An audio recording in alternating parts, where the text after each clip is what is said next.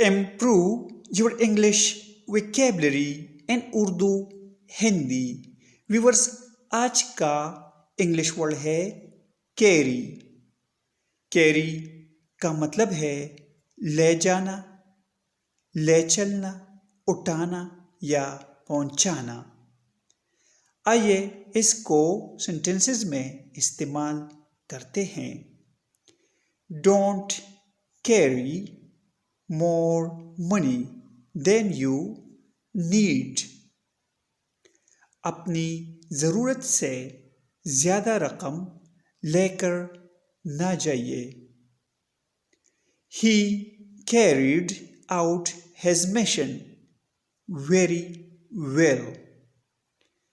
इसने अपने मिशन को बहुत अच्छे तरीके से निभाया।